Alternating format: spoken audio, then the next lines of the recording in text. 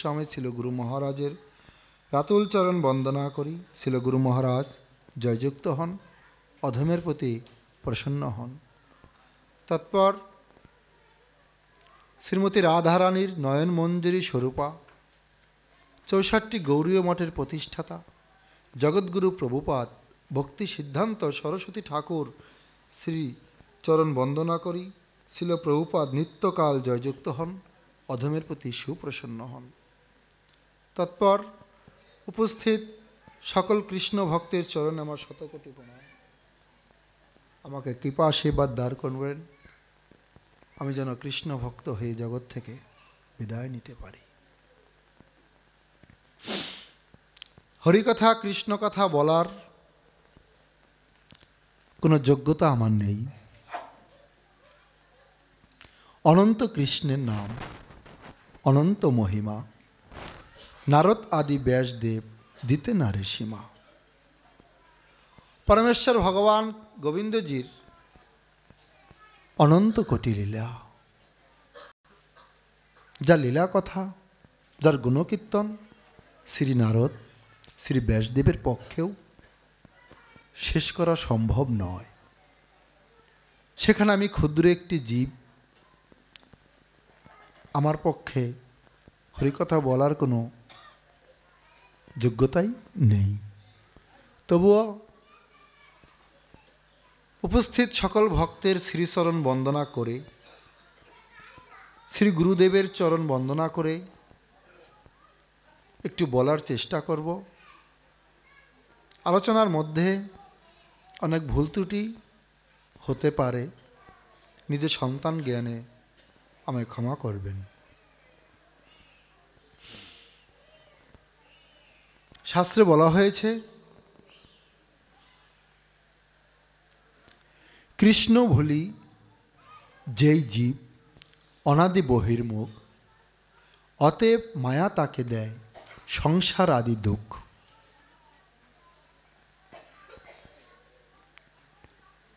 আজকে আমরা যে সংসারে বিভিন্নভাবে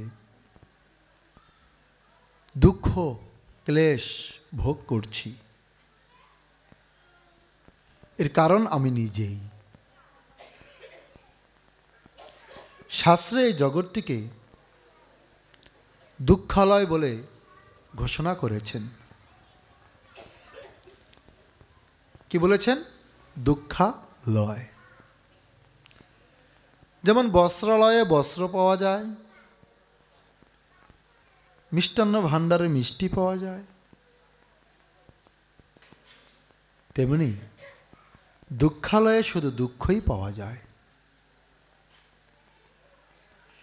কিন্তু যাদের শাস্ত্রের জ্ঞান নেই, যাদের দিব্য জ্ঞান নেই, যাদের পারমার্থিক জ্ঞান নেই, তারা এই দুঃখের জগতে সুখের সন্ধানে ছুটছেন, কিন্তু সুখ কি জিনিস সেটা তিনি পাচ্ছেন না।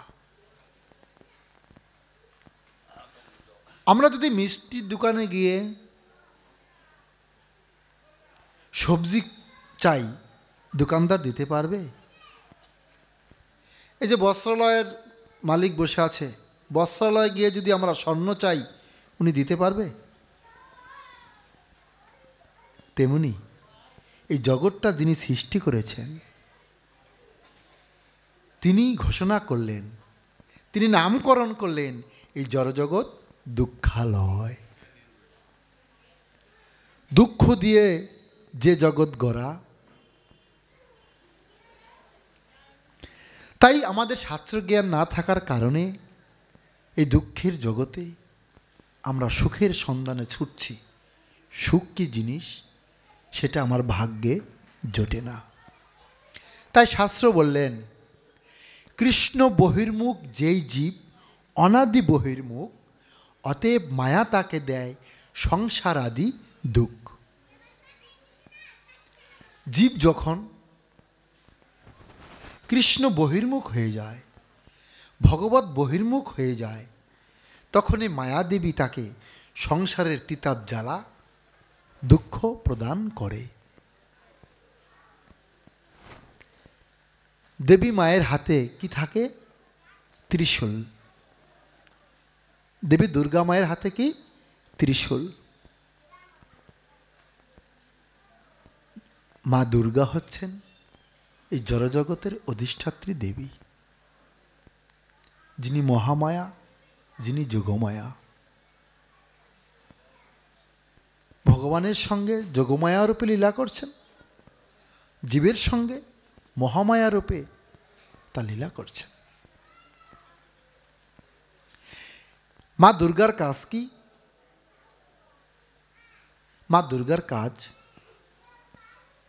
যারা ভগবানের বহির্মুখ, যারা হরিভজন করে না, যারা শাস্ত্রকে মানে না, যারা শাস্ত্রের সিদ্ধান্তে জীবনযাপন করে না, তাদেরকে ত্রিশূল দ্বারা, মায়ের হাতে যে ত্রিশূল, এই ত্রিশূল দ্বারা তাদেরকে তিতার জ্বালা প্রদান করে।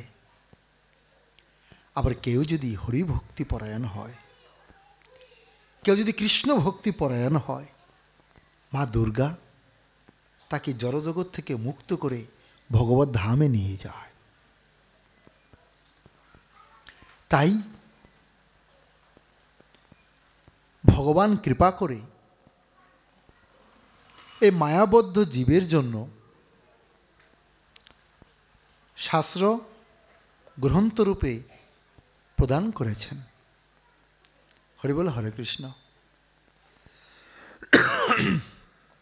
জীব অনাদিকাল ধরে এই জড়জগৎটা ভোগ করার লালসায় 84 লক্ষ যোনি ভ্রমণ করছেন। শুধুমাত্র জগৎটাকে ভোগ করার লালসায়, নানা পদের ভোগ। তাই ভগবান জীবের ভববন্ধন খণ্ডানের নিমিত্তে, জীবের এই দুঃখ ক্লেশকে দূর করার নিমিত্তে শ্রীমদ্ ভাগবত রূপে জীবের কাছে প্রেরণ করেছেন। এখন সাধুগুরু বৈষ্ণবের কৃপায় যারা এই দিব্যজ্ঞান লাভ করেছেন, তারা এই ভববন্ধন খণ্ডনের রাস্তা পথ পেয়েছেন।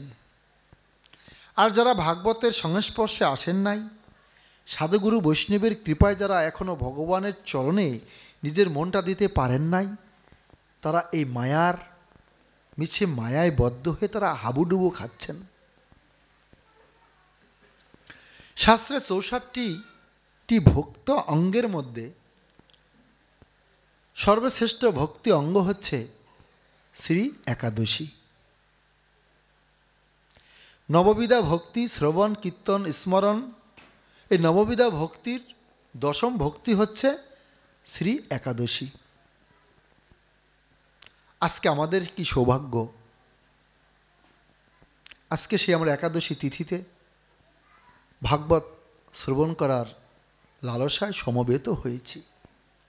হয়তো কেউ কেউ গতকালকে করেছেন, এ ব্যাপারে কোনো তর্ক করতে চাই না। যার যার গুরুদেব যাকে যেই দিন সিদ্ধান্ত দেন তিনি সেই দিনই করবেন। আমি আজকে করেছি। তো শাস্ত্রে বলেছে, যদি কোনো মানুষ, কোনো জীব সৌভাগ্যক্রমে এই হরিবাসর তিথিতে, একাদশী তিথিতে ভাগবত শ্রবণ করেন, তিনি পৃথিবী দানের সমান ফল লাভ করেন।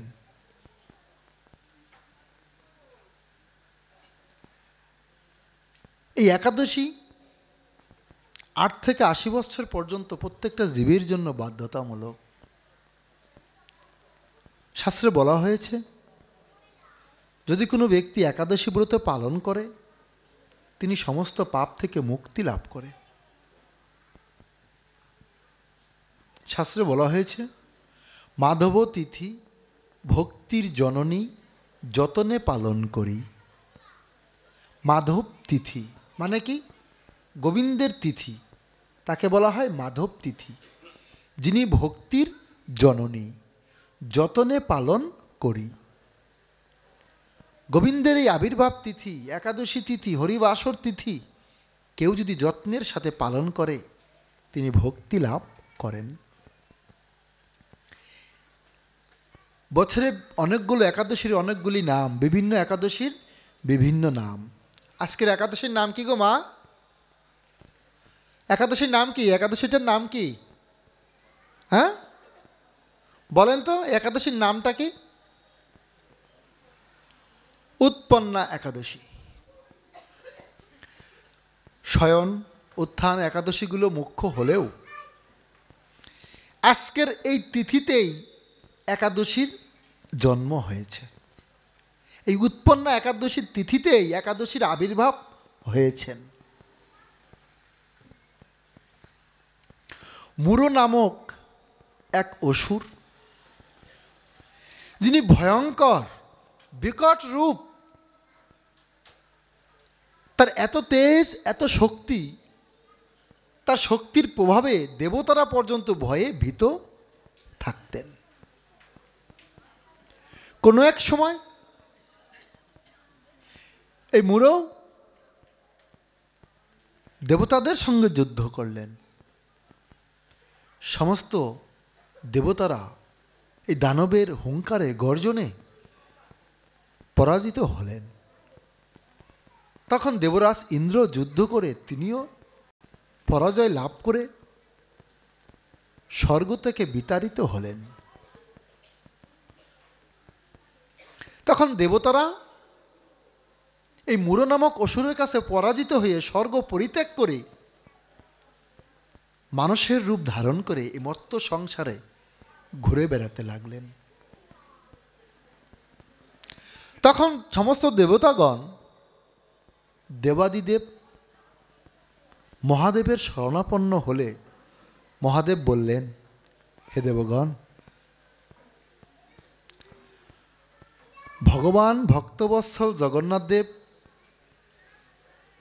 রয়েছেন, আপনারা গিয়ে সেই ভক্তবৎসল ভগবান জগন্নাথের শরণা গ্রহণ করুন। ভগবান অত্যন্ত দয়ালু, জগন্নাথ ভক্তবৎসল, যিনি সর্বদা শরণাগত ভক্তকে কৃপা করে থাকেন। ভগবানের যতগুলো রূপ আছে তার মধ্যে জগন্নাথ হচ্ছে সবচেয়ে দয়ালু, সবচেয়ে কৃপালু। আপনারা সেই ভগবান জগন্নাথের শরণ নিন। ভগবান জগন্নাথ তিনি শরণাগত ভক্তকে সহজেই কৃপা করে থাকেন। তখন দেবগণ মহাদেবের পরামর্শে ক্ষীর সমুদ্রের তীরে শ্রী বিষ্ণুর তপস্যা করলেন। শ্রীহরি তাদের দর্শন দিয়ে তাদের সমস্ত দুঃখ দৈন্যতার কথা শ্রবণ করে প্রশ্ন করলেন, সেই মুরো দানবের রূপ কেমন বর্ণনা করো। তখন দেবগণ তার সমস্ত বিস্তার বললেন, হে প্রভু, এই মুরো দানব অত্যন্ত ভয়ঙ্কর, তার এত তেজ, আমরা সমস্ত দেবতাগণ তার প্রভাবে পরাজিত হয়ে স্বর্গরাজ্য পরিত্যাগ করেছি। সেই মুরো অসুর তার সমস্ত আত্মীয় স্বজনদের স্বর্গের বিভিন্ন পদে বসিয়েছেন। আজকে আমরা ছন্ন ছাড়া, আপনি যদি কৃপা করে আমাদের রক্ষা না করেন, আমাদের পক্ষে স্বর্গরাজ্য ফিরে পাওয়া সম্ভব নয়। তখন দেবতাদের অত্যাচার করেছে যে দানব, দেবদ্রোহী, সেই দানবের কথা শুনে ভগবান বিষ্ণু অত্যন্ত কষ্ট পেলেন। কারণ ভগবান সর্বদাই ভক্তবৎসল। ভগবান সবসময় তাদের প্রতি করুণা করে যারা ভগবানের শরণাগত হয়। আর দেবতাগণ তো সবসময় ভগবানের শরণাগত। দেবগণ সবসময় ভগবানের নির্দেশে নিজ নিজ দায়িত্ব পালন করে।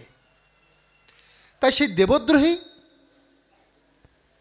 দানবের কথা শুনে ভগবান ক্রোধান্বিত হয়ে বলল, চলো চলো, আমি দেখতে চাই সেই দানবের কি এমন শক্তি।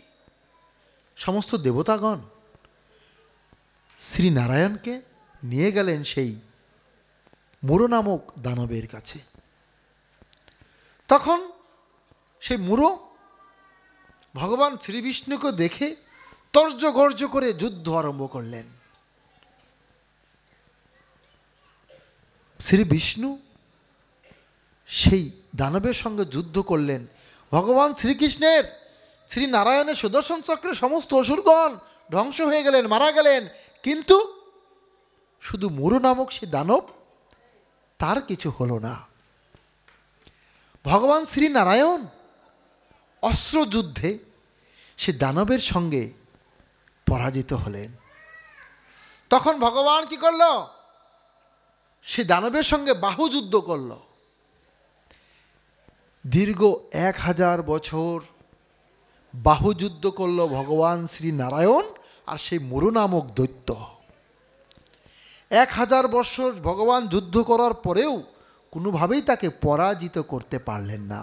ভগবান চিন্তায় পড়ে গেলেন। তখন তিনি সে যুদ্ধক্ষেত্র থেকে চলে বদ্রিকা আশ্রমে চলে গেলেন নারায়ণ। সে বদ্রিকা আশ্রমে গিয়ে একটি গুহার মধ্যে তিনি বিশ্রাম করলেন, শয়ন করলেন। তার বিস্তৃত 86,000 মাইল শয়ন করলেন, ঘুমালেন। পিছনে পিছনে মুরু নামক অসুরটি নারায়ণের পিছনে পিছনে আসলেন। এসে দেখলেন ভগবান শ্রী নারায়ণ সেই গুহার মধ্যে শয়ন করেছেন। তখন সেই মুরু নামক দৈত্যটি চিন্তা করলেন, নারায়ণ ভয় পেয়ে এখন পলায়ন করেছে, ঘুমানোর ভান করেছে, এই সুযোগে আমি এখন নারায়ণকে হত্যা করব, বধ করব। ঠিক এই চিন্তা করে যে নারায়ণকে বধ করতে গেলেন, নারায়ণ তো সেই বদ্রিকা আশ্রমের পাশে গুহার মধ্যে শয়ন করেছেন।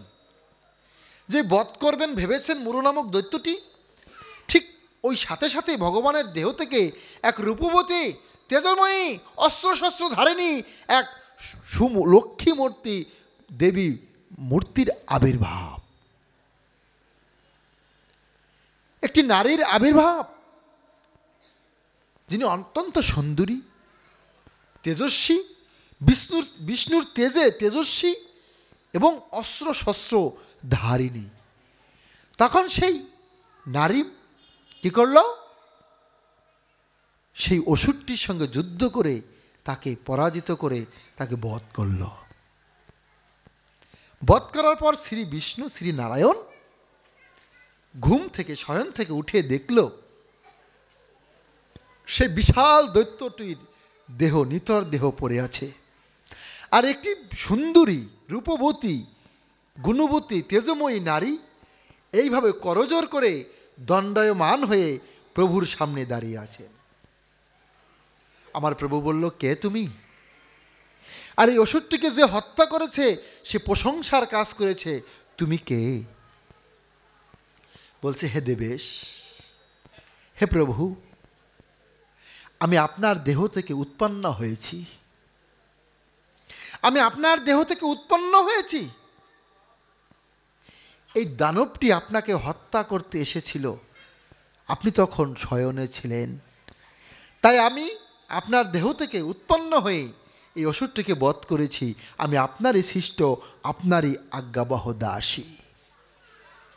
বলছে, তুমি প্রশংসার কাজ করেছ, তোমার নাম হবে একাদশী, তোমার নাম হবে একাদশী। যেহেতু তুমি আমার দেহ থেকে উৎপন্ন হয়েছ, তাই তোমার নাম উৎপন্না একাদশী, যে তিথিটি আজকে।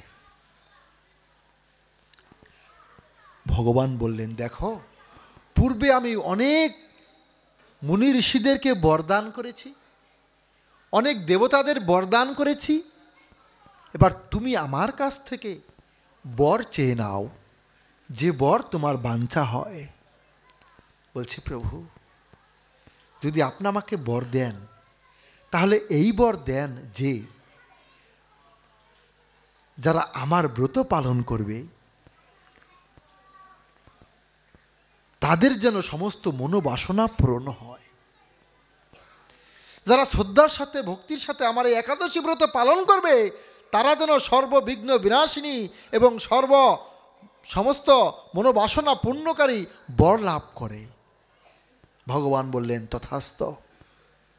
এই মত্ত সংসারে যারা শ্রদ্ধার সাথে শ্রী একাদশী ব্রত পালন করবে তারা আমাকেই পূজা করবে, তারা তাদের সমস্ত মনোবাসনা তাদের পূর্ণ হবে, তোমাকে সেই বর দিলাম।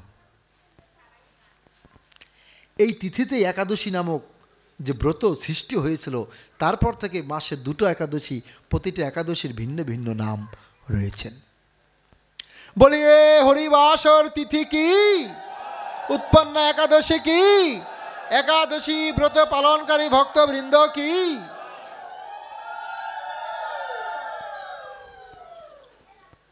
হরিবল, হরে কৃষ্ণ। তাই পুণ্যতিথিতে, পুণ্য লগ্নে আমরা এসেছি ভাগবত শ্রবণ করার জন্য। এর থেকে শ্রেষ্ঠ দিন, এর থেকে শ্রেষ্ঠ ক্ষণ আর হয় না। আজ এই উৎসব অঙ্গনে চতুর্থ রজনী ভাগবত সেবা।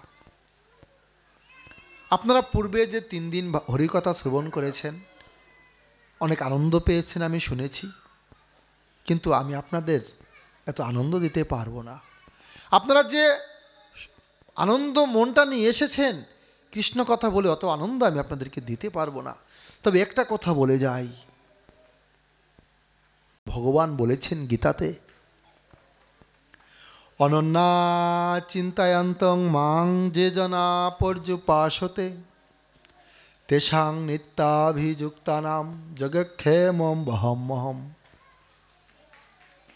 পরমেশ্বর ভগবান 9ম অধ্যায় 22 নম্বর শ্লোকে বলেছেন, তেষাং সতত যুক্তানাং ভজতাং প্রীতিপূর্বকম।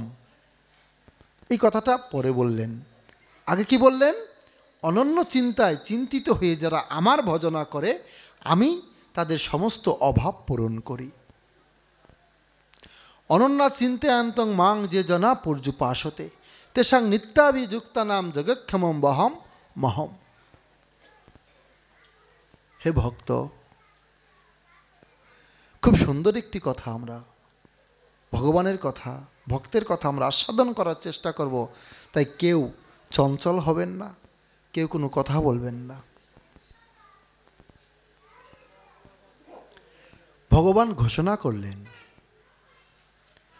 কোনো ভক্ত যদি অনন্য চিত্তে আমার উপাসনা করে, আমার ভজনা করে, আমি তাহার সমস্ত অভাব পূরণ করি। অনন্য চিত্তটা কি? অনন্য চিত্ত হচ্ছে একমাত্র গোবিন্দ ছাড়া আমি কিছু বুঝি না, একমাত্র গোবিন্দ ছাড়া আমি কাউকে কিছু চিনি না।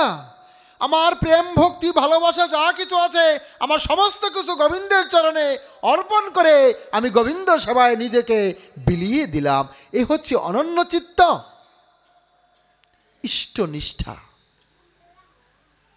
ইষ্টনিষ্ঠা, যে কোনো একজনের প্রতি আমার চিত্তটা থাকতে হবে। একবার এই, একবার সেই, একবার ওই, এরকম করলে চিত্ত চঞ্চল হয়, ইষ্টনিষ্ঠাটা থাকে না। যে কোনো একজনের প্রতি, যাকে আপনার মনে ধরে, ওই একজনের প্রতি আপনার যা কিছু আছে সব দিবেন। 12 জনের কাছে গেলে কোনো জায়গা থেকে কোনো কিছুই লাভ হবে না। যে কোনো একজনের চরণে পড়ে থাকেন, সে আপনাকে সমস্ত দায়িত্ব নিয়ে আপনাকে রক্ষা করবে। তাই গোবিন্দ বলল, অনন্য চিন্তায় চিন্তিত হয়ে কেউ যদি আমার ভজনা করে, আমি তার সমস্ত অভাব পূরণ করি। ওমা, এই জগতে অভাব কার নাই গো? যে ভিখারি তারও অভাব আছে, যে কোটিপতি তারও অভাব আছে। অভাব নাই কার এ সংসারে? প্রত্যেকের অভাব আছে। তাই ভগবান বলছে, কেউ যদি শুদ্ধ চিত্তে একমাত্র আমার চিন্তায় চিন্তিত হয়ে আমার ভজনা করে, আমি তাহার সমস্ত অভাব পূরণ করি। আর ভগবান কৃপা করে আমাদের মাঝে বিভিন্নভাবে আবির্ভূত হয়েছেন। তার একটি হচ্ছে ভাগবত গ্রন্থ রূপে, আরেকটি হচ্ছে শ্রী নাম রূপে, আরেকটি হচ্ছে শ্রী বিগ্রহ রূপে। কি রূপে? স্বয়ং ভগবান কলিযুগের মানুষকে এই ভগবত ধামের রাস্তা দেখাবে ভাগবত দিয়ে। আমরা তো অন্ধকারে আছি, যদি কেউ ভাগবতের আলোয় নিজেকে আলোকিত করতে পারে, এই ভাগবতের আলোতেই তিনি ভগবত ধামে যাওয়ার যোগ্যতা অর্জন করে। তাই ভগবান কৃষ্ণচন্দ্র দাপর যুগে তার লীলা শেষ করে যখন চলে যাবেন, বলল প্রভু তুমি তো চলে যাচ্ছ, তাহলে আগত কলিযুগের মানুষের উদ্ধারের উপায় কি? ভগবান বললেন দেখো, ভাগবত রূপে আমি কলিযুগের মানুষকে আলোর পথ দেখাবো। তাই ভাগবত হচ্ছে এমন একটি গ্রন্থ, এমন একটি গ্রন্থ, জীবের যত অন্ধকার, জীবের যত অজ্ঞানতা সমস্ত কিছু দূর হয়ে যায় এই হরি কথা, ভাগবত কথা শ্রবণে। বলিয়ে ভাগবত মহাপুরাণ কি, ভুবন মঙ্গল হরিনাম কি, নামাচার্য শিল হরিদাস ঠাকুর কি, আপন আপন গুরুদেব কি। ভগবান কি কি রূপে এসেছেন আমাদের মাঝে? ভাগবত গ্রন্থ রূপে, আর কি শ্রী নাম রূপে, আর কি শ্রী বিগ্রহ রূপে। তাহলে গ্রন্থ যে ভাগবত যে স্বয়ং ভগবান, এটা মুখে বললে হবে? আপনার নাম কি, আপনার বাবার নাম কি মুখ দিয়ে বললে হবে? যদি কেউ যাচাই করতে চায় তাকে আইডি কার্ড দেখালেই প্রমাণ হয়ে যাবে এটা হচ্ছে আমার নাম, এ হচ্ছে আমার বাবার নাম। সব কিছু তো একটা আমরা প্রুফ চাই, প্রমাণ চাই, চাই কি না? মন গড়া কথা বলা তো যাবে না, যাবে কি না? তাই ভাগবত গীতা যে স্বয়ং ভগবান, তার প্রমাণ কি? আপনি যে বললেন ভাগবত স্বয়ং ভগবান, স্বয়ং গোবিন্দ, আর এই ভাগবত গ্রন্থের মধ্যে কোনো পার্থক্য নেই, তার প্রমাণ কি? তার প্রমাণ ভগবান দিয়ে গেলেন পুরীধামে। পুরীধামে একজন শ্রী জগন্নাথ দেবের শুদ্ধ ভক্ত ছিলেন, তার নাম অর্জুন মিশ্র। তিনি সারাদিন গীতা পাঠ করে সময় কাটাতেন। সামান্য কিছু সময় 5 বারি ভিক্ষা করে যা পেত সেটা নিয়ে স্ত্রী পুত্রদেরকে নিয়ে জীবন ধারণ করত। তিনি জানত এ সংসারে ভগবান বিনে আর কোনো ভালোবাসার বস্তু নেই, এ সংসারে গোবিন্দ বিনে সব কিছু বৃথা। স্ত্রী বলো, ভাই বলো, সন্তান বলো, সবই ক্ষণস্থায়ী। একমাত্র জগতের নাথ জগন্নাথ নিত্য বস্তু, জগন্নাথ হচ্ছে আমাদের পরম আরাধ্য, জগন্নাথই সব। তাই আমরা যদি সেই জগতের নাথ জগন্নাথকে ভালোবাসতে পারি, জগন্নাথের চরণে নিজেকে সমর্পণ করে দিতে পারি, তাহলে আমাদের জীবন ধন্য হবে। এ জগতে জগন্নাথ ছাড়া, এ জগতে গোবিন্দ ছাড়া আর কোনো বান্ধব নাই গো। এ জগতে গোবিন্দ ছাড়া কোনো বান্ধব নেই।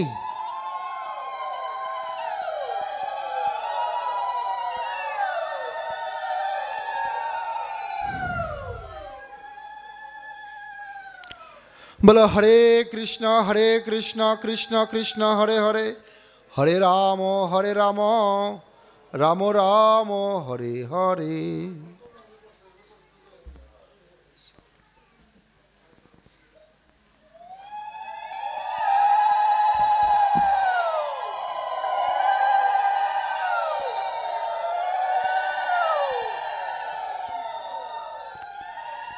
সেই গীতা পাণ্ডা তিনি ছিলেন ব্রাহ্মণ। তিনি দিনের বেশিরভাগ সময় গীতা পাঠ করে সময় কাটাতেন। তাই স্থানীয় মানুষ তাকে গীতা পাণ্ডা বলে ডাকতেন।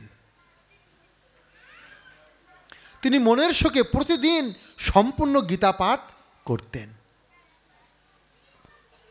একটি গীতায় 18টি অধ্যায়, 700 শ্লোক, কত সময় লাগে চিন্তা করুন। তিনি মনের আনন্দে সম্পূর্ণ গীতা পাঠ প্রতিদিন করতেন। এটাই তার ব্রত।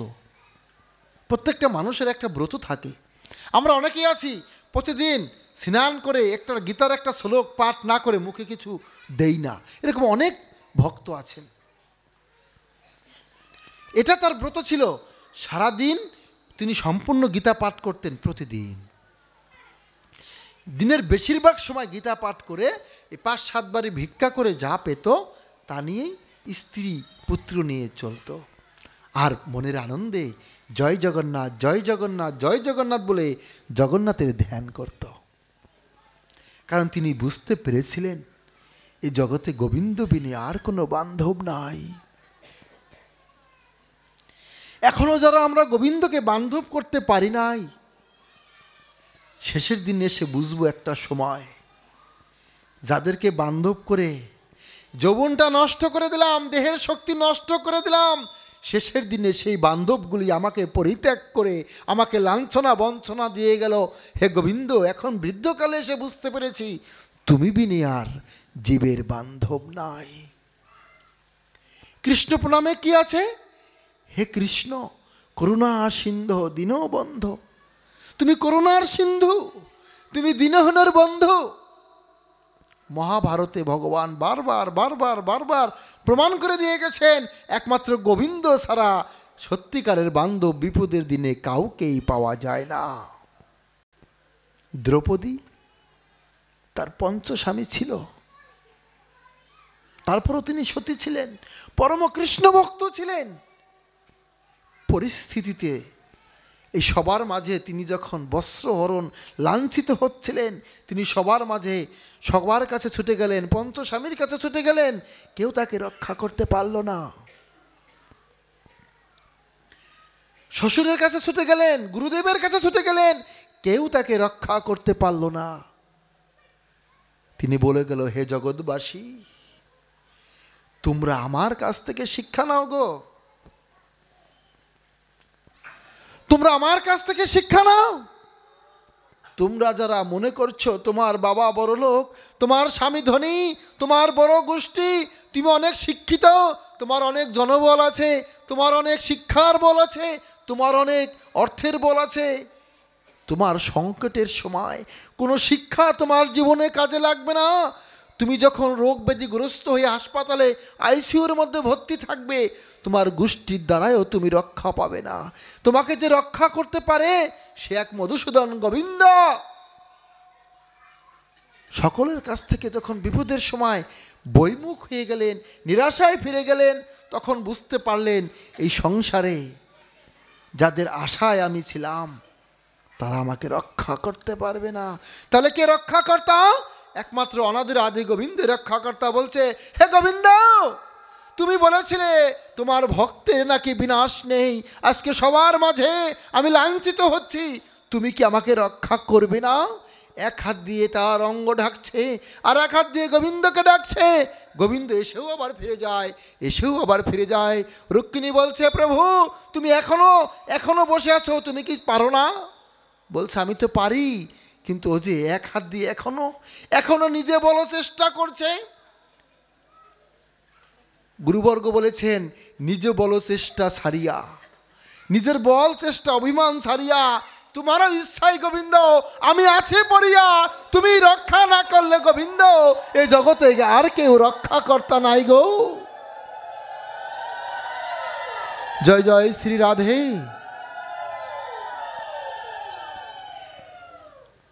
গোবিন্দ এসেও আবার ছুটে গেলেন, তাকে বাঁচালেন না।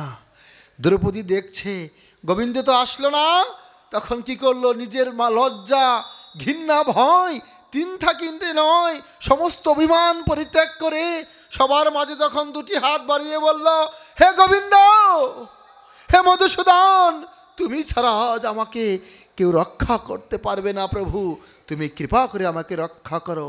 এইভাবে যখন কোনো ভক্ত দুটি বাহু তুলে গোবিন্দের শরণাপন্ন হয়, গোবিন্দ আমার স্থির থাকতে পারে না। গোবিন্দ বলেছে, আমি সবসময় ভক্তবৎসল। কোনো ভক্ত যখন 16 আনা আত্মসমর্পণ করে দুটি বাহু তুলে হা গোবিন্দ হা কৃষ্ণ বলে ডাকে, আমি গোবিন্দ স্থির থাকতে পারি না, আমি গোবিন্দ সেই ভক্তকে রক্ষা করার জন্য ছুটে যাই।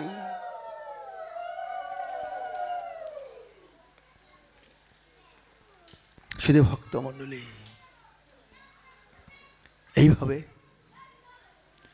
সে গীতা পাণ্ডা অর্জুন মিশ্র জানত এই জগতে একমাত্র জগতের নাথ তিনি হচ্ছেন প্রকৃত বন্ধু, তিনি হচ্ছেন প্রকৃত পিতা, যিনি কখনো ছেড়ে যাবেন না।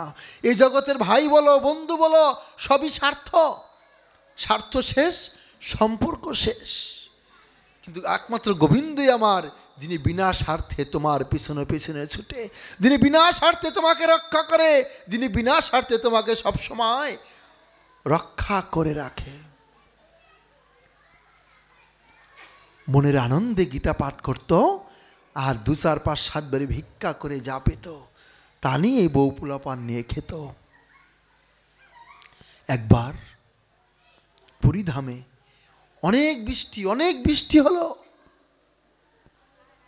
গীতা পাণ্ডা এই বৃষ্টিটাকে ভগবানের কৃপা মনে করে প্রতিদিন সারাদিন এখন গীতা পাঠ করছে, সারাদিন গীতা পাঠ করছে আর গোবিন্দকে বলছে, গোবিন্দ তোমার কি দয়া, তোমার কি করুণা, এখন আমার ভিক্ষা করার জন্য বাড়ি থেকে বের হতে হচ্ছে না, আমি সারাদিন মনের আনন্দে এই গীতা পাঠ করতে পারছি, তুমি কৃপা করে আমাকে সুযোগ করে দিয়েছ। কিন্তু গরিব তো, যৎকিঞ্চিৎ কিছু শস্যদানা ঘরে ছিল 2 দিনেই শেষ হয়ে গিয়েছে। ঘরের ভিতর স্ত্রী বলছে, দেখো তুমি যদি ভিক্ষা করে কিছু না আনো, সন্তানরা তো ক্ষুধায় কষ্ট পাচ্ছে, ওরা তো না খেয়ে থাকতে পারছে না, তুমি একটু বাইরে গিয়ে কিছু সংগ্রহ করে আনো। অর্জুন মিশ্র গীতাটা খুলে দেখিয়ে বললে, দেখো ভগবান কি বলেছেন, দেখো এই 9ম অধ্যায় 22 নম্বর শ্লোকে কি বলেছে, দেখো অনন্যা চিন্তায় আন্তং মাং যে জনা পর্যুপাসতে তেষাং নিত্যাভিযুক্তানাম যোগক্ষেমম বহমহম। তুমি দেখো ভগবান গীতায় ঘোষণা করলেন, কেউ যদি অনন্য চিত্তে আমার উপাসনা করে, আমি তাহার সমস্ত অভাব পূরণ করি, তার প্রাপ্ত বস্তুর আমি সংরক্ষণ করি। গোবিন্দ কথা দিয়েছেন গো, তুমি স্থির থাকো, গোবিন্দ ঠিক একটা ব্যবস্থা করে দেবে। দশবিধি নাম অপরাধ, এই যে আমরা হরিনাম করি না, এখানে শাস্ত্র সিদ্ধান্ত দিল অপরাধ শূন্য হয়ে লহ কৃষ্ণ নাম, কৃষ্ণ মাতা কৃষ্ণ পিতা কৃষ্ণ ধন প্রাণ। অপরাধ শূন্য কি? এই 10 অপরাধের সর্বশেষ 10ম অপরাধটি হচ্ছে ভগবানের নামের প্রতি পূর্ণ বিশ্বাস না থাকা এবং তার এত অগাধ মহিমা লীলাকথা শ্রবণ করার পরেও বিষয়ে আসক্তি বজায় রাখা। একজন সাধক হতে গেলে, একজন কৃষ্ণ ভক্ত হতে গেলে ভগবানের নামের প্রতি পূর্ণ বিশ্বাস থাকতে হবে এবং তার লীলা কথাকে পূর্ণ বিশ্বাস করতে হবে। ভগবান বারবার ছুটে যায় নাই, ভগবান দ্রৌপদীকে রক্ষা করেছে, ভগবান গজেন্দ্রকে রক্ষা করেছে, ভগবান সবসময় তার শরণাগত ভক্তকে রক্ষা করেছে। এই বিশ্বাসটা আমার থাকতে হবে। আমিও যদি সেই শরণাগতি নিতে পারি, আমারও যদি সেই শরণাগতি থাকে, আমার যদি 16 আনায় পরিপূর্ণ শরণাগতি থাকে, গোবিন্দ আমাকেও রক্ষা করবে। গোবিন্দ তো কথা দিয়েছেন। তাই আমরা গীতা পাঠ করি, গীতা পাঠ শুনি, ভাগবত পাঠ শুনি, কিন্তু কথাগুলো অনেকেই পরিপূর্ণ বিশ্বাস করি না, করতে পারি না, কারণ সে বিশ্বাস যে করব সেই সাধন ভজন সেই যোগ্যতা আমার নেই। সেই গীতা পাণ্ডার স্ত্রী গীতাটা দেখাই দিল, সে চলে গেল। এদিকে ক্ষুধার জ্বালায় ছেলে মেয়ে ঘরের ভিতরে ছটফট করছে, দাপাদাপি করছে, কান্নাকাটি করছে। স্ত্রী এসে বলছে, কই তোমার ভগবান, কই তোমার গোবিন্দ যে ঘোষণা করেছে ভক্তের বোঝা ভগবান বহন করে, কই? এই ছেলেগুলি না খেয়ে আছে, তুমি দেখো না, তুমি বাইরে যাও কিছু ভিক্ষা করে আনো। বলছে তুমি স্থির থাকো। এইভাবে কান্নাকাটি করছে। কি করলো স্ত্রী? দেখলো সন্তানরা গড়াগড়ি করছে ক্ষুধার জ্বালায়, তখন গীতাটা বের করে সেই গীতার শ্লোকটা 3টি রেখা দিয়ে কেটে দিল। গীতা হচ্ছে ভগবানের মুখনিসৃত বাণী। গীতার প্রত্যেকটা কথা ভগবানের মুখের বাণী, ভগবান নিজে ঘোষণা করেছেন। কলম দিয়ে কি করলো, গীতার সেই শ্লোকটা কেটে দিল। ক্ষুধায় যন্ত্রণায় ছটফট করতে করতে বাচ্চাগুলি ঘুমিয়ে পড়েছে।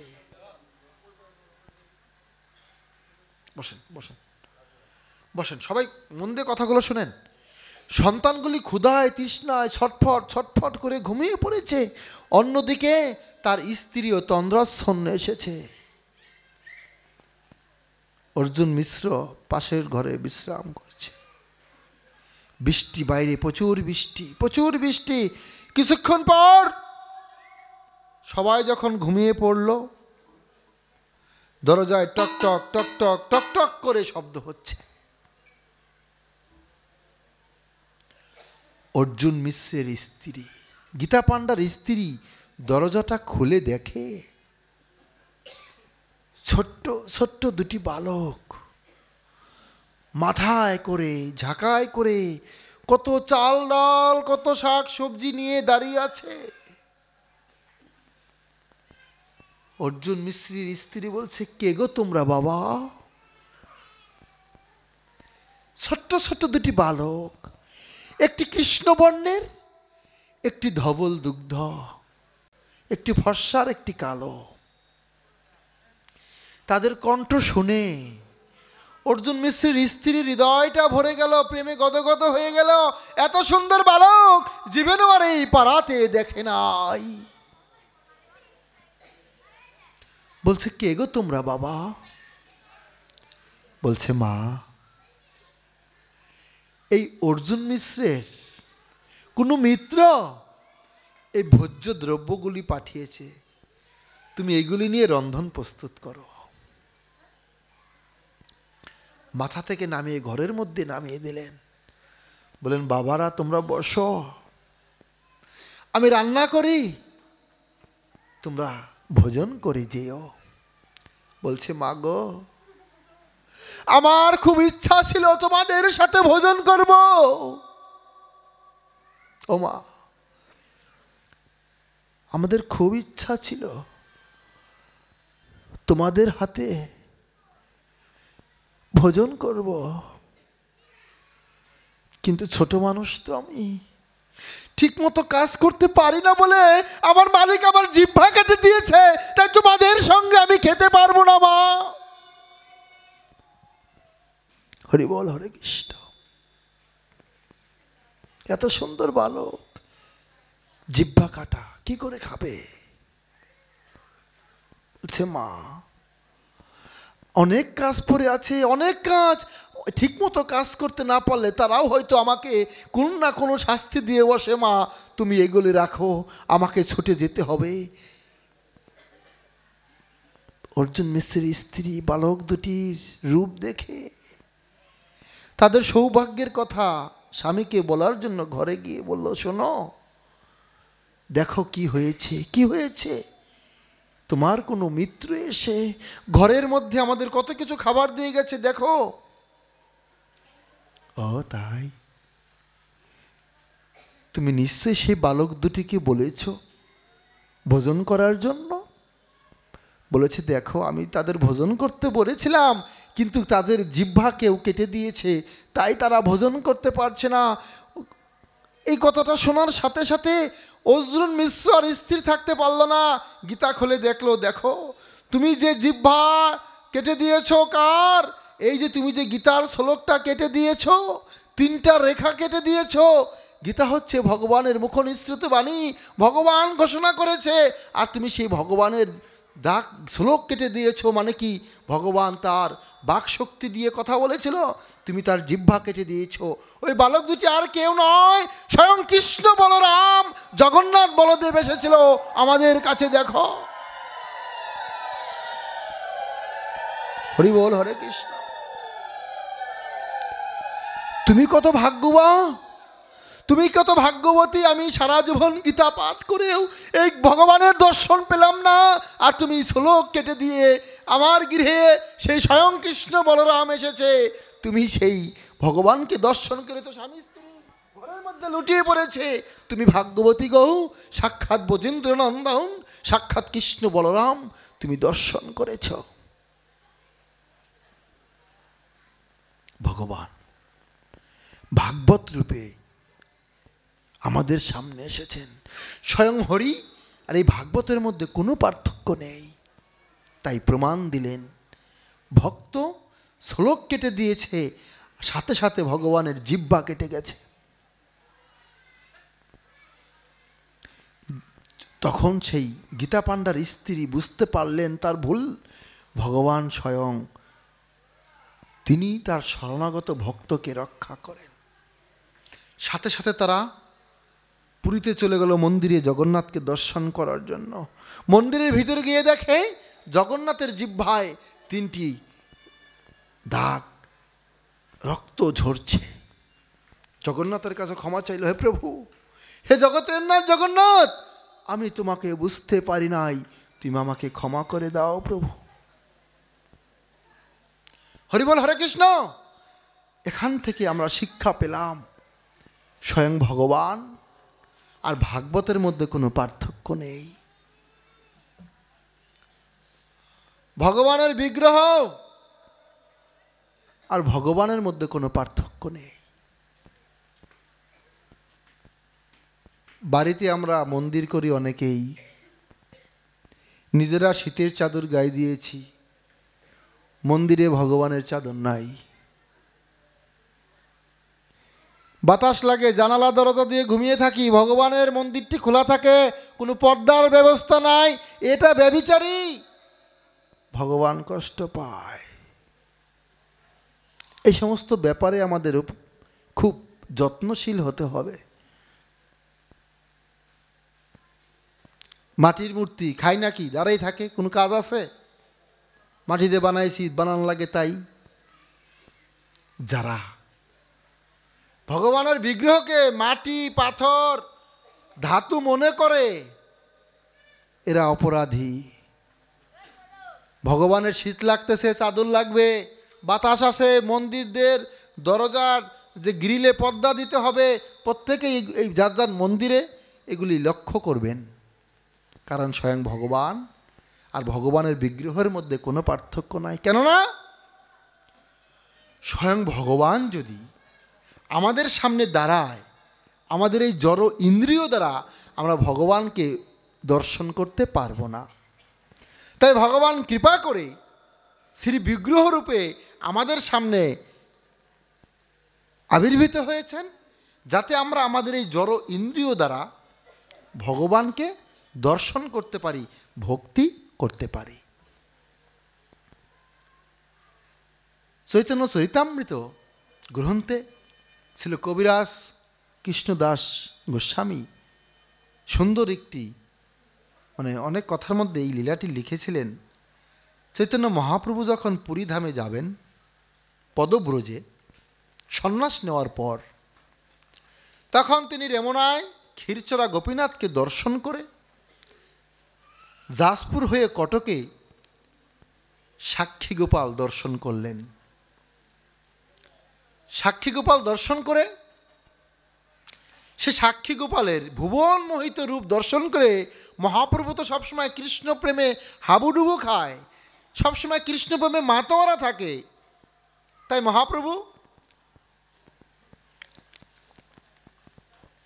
সঙ্গে ছিলেন শ্রী নিত্যানন্দ প্রভু, পণ্ডিত জগদানন্দ সহ অন্তরঙ্গ কিছু ভক্ত। সেই সাক্ষী গোপাল, কটকের সাক্ষী গোপাল মন্দিরে গোপালের সৌন্দর্য দেখে, গোপালের বিগ্রহ দর্শন করে তার মনে এত আনন্দ হলো, প্রেমের বিকার হলো, মনের আনন্দে সেই বিগ্রহের সামনে উদ্দণ্ড কীর্তন করতে লাগলেন সবাই মিলে, হরে কৃষ্ণ হরে কৃষ্ণ কৃষ্ণ কৃষ্ণ হরে হরে, হরে রাম রাম রাম হরে হরে, হরে কৃষ্ণ। সবাই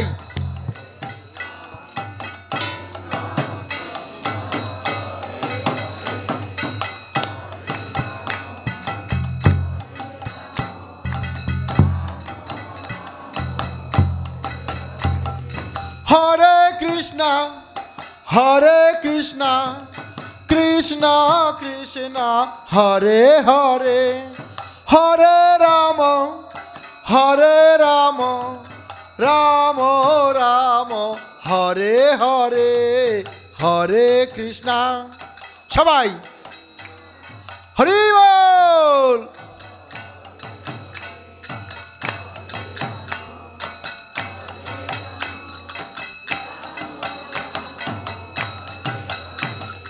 হরে কৃষ্ণ কৃষ্ণ কৃষ্ণ হরে হরে, হরে রাম রাম রাম হরে হরে, হরে কৃষ্ণ। ও মা হাতে তালি দিয়ে হরি বল।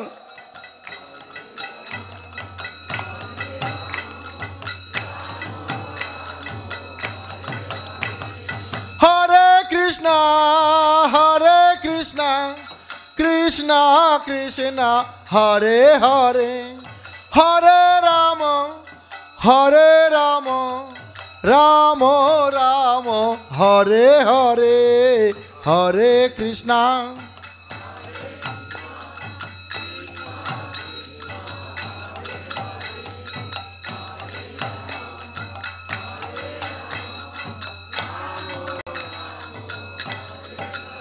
হরে কৃষ্ণ কৃষ্ণ কৃষ্ণ হরে হরে, হরে রাম রাম রাম হরে হরে, হরে কৃষ্ণ।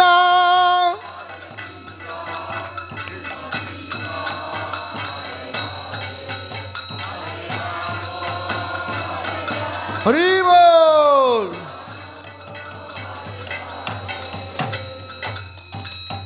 এইভাবে মহাপ্রভু নিত্য আনন্দ করে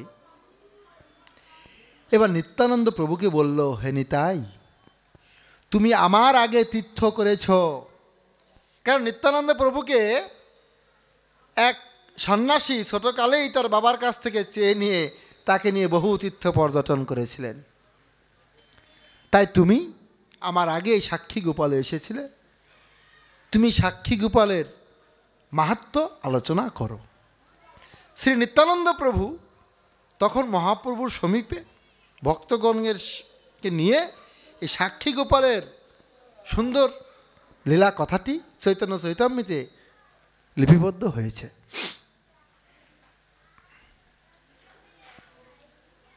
দক্ষিণ ভারতে বিদ্যানগর গ্রামে দুই ব্রাহ্মণ তীর্থযাত্রা করার জন্য তারা বাড়ি থেকে রওনা হলেন। একজন বয়স্ক আর একজন যুবক, এই দুই ব্রাহ্মণ। তারা বিভিন্ন তীর্থ ভ্রমণ করতে করতে করতে করতে তারা মথুরায় এসে উপস্থিত হলেন। তারা মথুরায় এসে মথুরা দর্শন করলেন, বৃন্দাবনে এসে গিরি গোবর্ধন দর্শন করলেন, যমুনায় স্নান করলেন, রাধাকুণ্ড শ্যামকুণ্ড সমস্ত কিছু করে তারা যমুনা এবং কালীয় হ্রদে স্নান করে বৃন্দাবনের গোবিন্দ মন্দিরে অবস্থান করলেন। বৃন্দাবনের এই গোবিন্দ মন্দিরে বসে তারা গোপালের এই সৌন্দর্য বিগ্রহ দর্শন করে তাদের মনটা গোপাল হরণ করে নিয়েছেন। তখন ওই দুই ব্রাহ্মণ গোপালের এই অপূর্ব রূপ মাধুরী দর্শন করে তারা সিদ্ধান্ত করলেন তারা আরও কিছুদিন ওই গোপাল মন্দিরে অবস্থান করবেন। এবার ওই ছোট ব্রাহ্মণটি বৃদ্ধ ব্রাহ্মণের সবসময় দেখাশোনা করত, যত্ন করত। তার এই সেবা যত্নে খুশি হয়ে বৃদ্ধ ব্রাহ্মণ বলল, দেখো তুমি যে আমার যত্ন আদি করলে, নিজের পুত্র হলেও এত যত্ন আমাকে করতো না। আমি তোমার সেবা যত্নে খুশি হয়ে আমার কন্যাকে তোমাকে দান করলাম, আমার কন্যার সাথে তোমাকে আমি বিবাহ দেব। এই কথা শোনার সাথে সাথে ছোট ব্রাহ্মণ বলল, আপনি আমাকে ক্ষমা করবেন। আমি অকুলীন, ধনহীন, আমি জাতিতে ছোট, অকুলীন, আপনি হচ্ছেন ধনবান কুলীন ব্রাহ্মণ, আপনার সাথে আমার এই আত্মীয়তা হবে না। তখন সে বৃদ্ধ ব্রাহ্মণটি বলছে, দেখো কন্যা আমার নিজের সন্তান, নিজের ধন, আমার ধন আমি দান করব, এতে কার কি বলার আছে? তখন ছোট ব্রাহ্মণ মহাভারতের সে রুক্মিণীর কথা বলল। রুক্মিণীর পিতা বিদর্ভরাজ, তিনি চেয়েছিলেন তার কন্যাকে কার হাতে দেবে? শ্রীকৃষ্ণের হাতে বিবাহ দিবে, কিন্তু তার পুত্র চেয়েছিল শিশুপালের সাথে বিবাহ দিবে। এই কথাগুলি বললেন। তো যাই হোক, পরে রুক্মিণী দেবীর ভক্তিতে ভগবানকে লাভ করেছিলেন। বিভিন্ন যুক্তি দিয়ে বলছে না, তা হবে না, আমার নিজের সন্তান, আমি তোমাকে দান করব। বলছে আপনি ভেবে চিনতে বলুন, কন্যা বিবাহ দিতে গেলে আত্মীয় স্বজনের সাথে পরামর্শ করে একটা সিদ্ধান্ত নিতে হয়। আপনি তো তাদের সাথে সিদ্ধান্ত না করেই সিদ্ধান্ত নিচ্ছেন। বলছে দেখো আমার সিদ্ধান্ত নেওয়া হয়ে গেছে, আমার কন্যাকেই আমি তোমাকে দান করব। বলছে এইভাবে বললে হবে না। কিভাবে বলতে হবে? এই যে আমরা গোপাল মন্দিরে আছি, গোবিন্দ মন্দিরে আছি, আপনাকে গোবিন্দের সামনে কথা দিতে হবে। তখন সে বৃদ্ধ ব্রাহ্মণটি বলল, হে গোবিন্দ, তোমাকে সাক্ষী রেখে আমি আজকে প্রতিজ্ঞাবদ্ধ হচ্ছি, আমার কন্যাকে আমি এই ছোট ব্রাহ্মণের হাতে তুলে দেব, তুমি সাক্ষী রইলে। তখন ছোট ব্রাহ্মণটি গোবিন্দকে বলল, হে গোবিন্দ, তুমি কিন্তু সাক্ষী রইলে, যদি কখনো প্রয়োজন হয় এই ব্রাহ্মণের ধর্ম রক্ষা করার জন্য তোমাকে সাক্ষী দিতে হতে পারে। তারা গোবিন্দ মন্দিরে এই জামাই শ্বশুর এরকম প্রতিজ্ঞা এবং ভগবানকে সাক্ষী রেখে তারা নিজ গ্রামে ফিরে আসলেন। হরি বল হরে কৃষ্ণ। এবার বৃদ্ধ ব্রাহ্মণটি বাড়িতে আসার পরে কিছুদিন পরে ভাবতেছেন, আমি যে কথা দিয়ে এসেছি এখন তো আমার সেই কাজটা করা কর্তব্য। কারণ ব্রাহ্মণ তিনি সর্বদাই তার কথা দিয়ে তিনি কথা রাখবেন। ব্রাহ্মণ সর্বদাই সত্য প্রতিজ্ঞ হয়ে থাকে,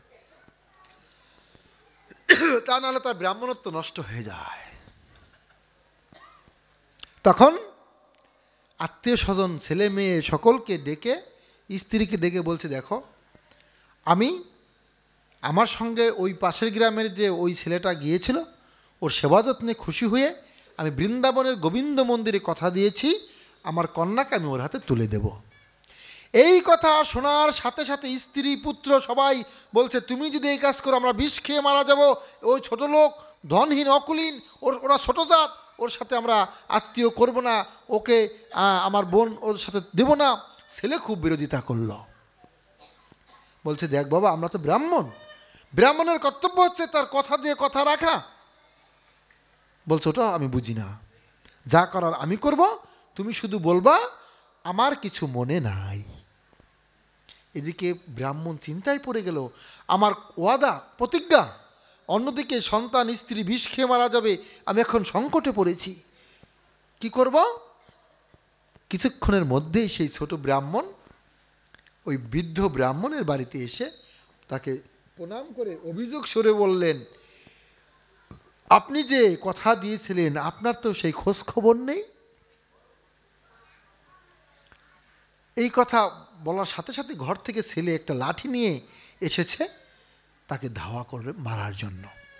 তখন ছোট বিপ্রটি নিজের প্রাণ ভয়ে বাড়ি থেকে বেরিয়ে গ্রামের কিছু লোকজন ডেকে এনে বলছে, দেখুন এই বৃদ্ধ ব্রাহ্মণটি তার কন্যাকে আমাকে দান করবে গোবিন্দ মন্দিরে কথা দিয়েছিল, এখন তার ছেলে আমাকে মারছে। তখন সে বৃদ্ধ ব্রাহ্মণ ওই ছেলের কথায় বলছে, দেখো আমার কিছু মনে নাই। বৃদ্ধ ব্রাহ্মণ ছেলের কথায় বলতে বাধ্য হলো, আমার কিছু মনে নাই। তখন ওই ছেলেটি বলছে, আমার বাবা তীর্থে গেছিল, এই ছোট লোক ব্রাহ্মণ ছোট কি করেছে, আমার বাবাকে ধুতরা খাইয়ে পাগল করে টাকা পয়সা যা ছিল নিয়ে গেছে, এখন এসেছে আমার বোনকে বিবাহ করবে। তখন গ্রামের লোক চিন্তা করলো, লোভে পড়ে মানুষ তো কত কিছুই করে। তখন ছোট ব্রাহ্মণ বলল, দেখুন সাক্ষী একজন আছে, বৃন্দাবনের গোবিন্দ মন্দিরে গোবিন্দ সাক্ষী আছে, আমি গোবিন্দকে নিয়ে আসবো সাক্ষী দেওয়ার জন্য। এই ব্রাহ্মণের কন্যাকে গ্রহণ করার আমার ইচ্ছা নেই, শুধু ব্রাহ্মণের ধর্ম রক্ষা করার জন্য তিনি যে কথা দিয়েছেন এই সত্য প্রতিজ্ঞা করার জন্য আমি গোবিন্দকে নিয়ে আসব। এখানে একটা গুরুত্বপূর্ণ বিষয়, তখন সে বৃদ্ধ ব্রাহ্মণের ছেলে বলছে ঠিক আছে, কারণ তিনি ভেবেছিল বৃন্দাবনের গোপাল তো পাথরের, পাথর কি কথা বলে? পাথরের সামনে দিলে কি পাথর খায়? আমরাই খাই, আমরাই কথা বলি, পাথর তো কিছু করে না।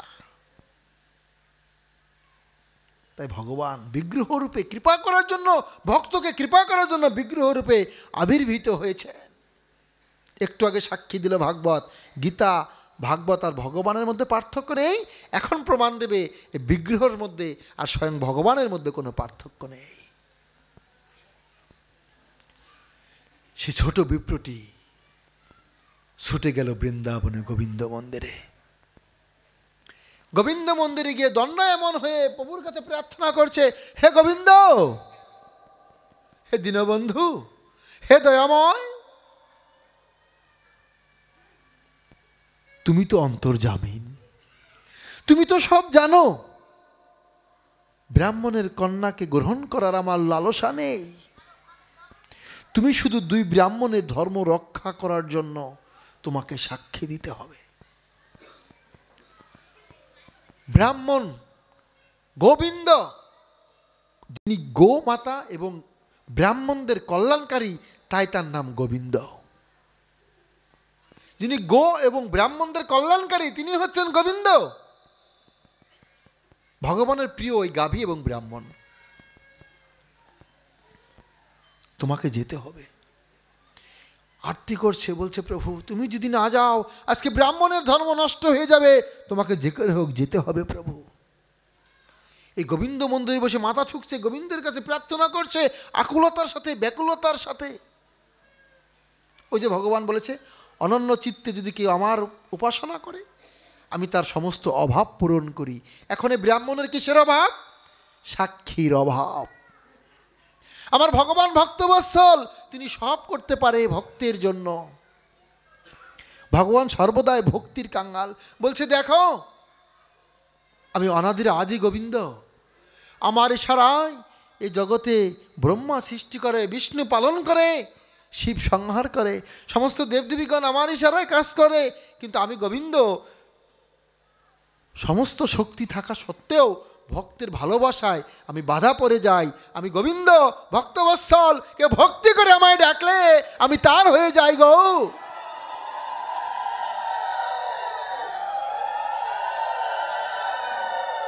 ভাগবতে ভগবান বললেন অহং ভক্ত পরাধীন হেব স্বতন্ত্র ইব দ্বিজ সাধবী গোরস্থ হৃদয় ভক্তের ভক্ত জনপ্রিয়।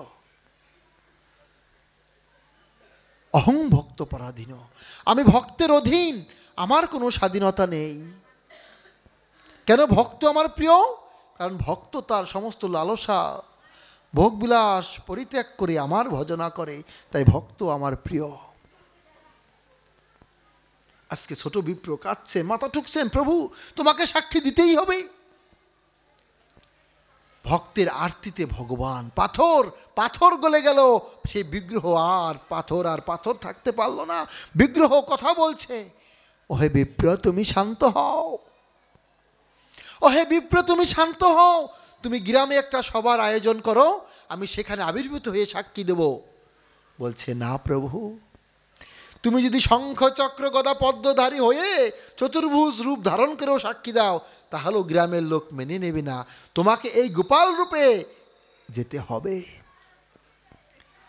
তখন ভগবান বলছেন দেখ রে, বিগ্রহ কি হেঁটে যেতে পারে? কোথাও দেখেছিস? কোথাও আছে বিগ্রহ হেঁটে যায়? ছোট ব্রাহ্মণ বলছে প্রভু বিগ্রহ যদি কথা বলতে পারে, বিগ্রহ যদি কথা বলতে পারে তাহলে বিগ্রহ হেঁটেও যেতে পারবে, তুমি চলো প্রভু। ভক্তের কাছে ভগবান ধরা খেয়ে গেল। যে জানা ভজে কৃষ্ণ সে বড়, যে জানা ভজে কৃষ্ণ সে বড় চতুর। কেন চতুর?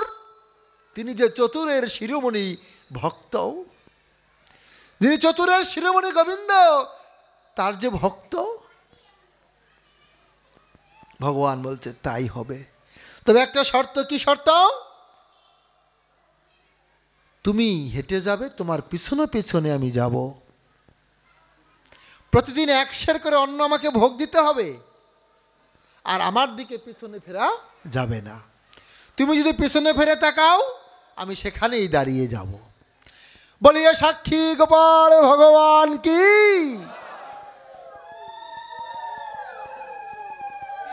ভগবান এবার ছোট বিপ্রের আনন্দ আর ধরে না, আনন্দ আর ধরে না। মৃদঙ্গ, আনন্দ আর ধরে না। এবার ছোট বিপ্রের কেন আনন্দ? আজকে পাথরের ভগবান, আজকে পাথরের ভগবান হেঁটে হেঁটে যাবে সাক্ষী দেওয়ার জন্য। ও মা, তোমরা দেখবে না? চলো আমরাও গোবিন্দের সাথে সাথে যাই। ব্রাহ্মণ প্রশ্ন করছেন, ঠাকুর আমি যে আগে আগে যাব, তুমি যে পিছনে পিছনে যাবে, আমি বুঝবো কি করে? বলছে, ওরে দেখ, আমার পায়ে নূপুর আছে, আমার চরণে নূপুরের ধ্বনি তুই শুনতে শুনতে যাবি। তাই হবে। এবার মনের আনন্দে ছোট বিপ্র কীর্তন করছে, আর গোবিন্দ আবার নূপুরের ধ্বনিতে রুনুকু ঝুনুকু রুনুকু ঝুনুকু ছুটছে, আর ছোট বিপ্র মনের আনন্দে কীর্তন করতে করতে যাচ্ছে কি, জয় জয় গোবিন্দ গোবিন্দ গোপাল, জয় জয় গোবিন্দ, জয় জয় গোবিন্দ গোবিন্দ গোপাল, জয় জয় গোবিন্দ গোবিন্দ গোপাল।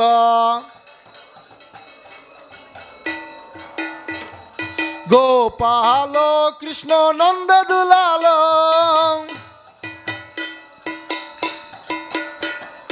গোপাল কৃষ্ণ নন্দ দুলাল,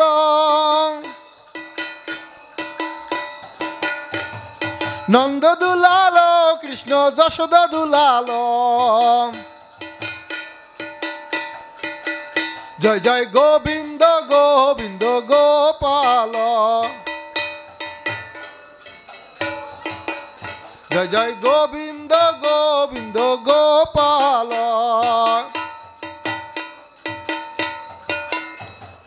হরে কৃষ্ণ কৃষ্ণ কৃষ্ণ হরে হরে,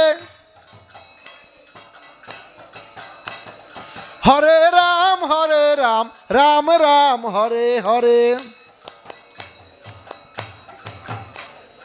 হরে কৃষ্ণ কৃষ্ণ কৃষ্ণ হরে হরে, হরি বল। হরে রাম রাম রাম হরে হরে, হরে কৃষ্ণ কৃষ্ণ কৃষ্ণ হরে হরে, হরে রাম রাম রাম হরে হরে।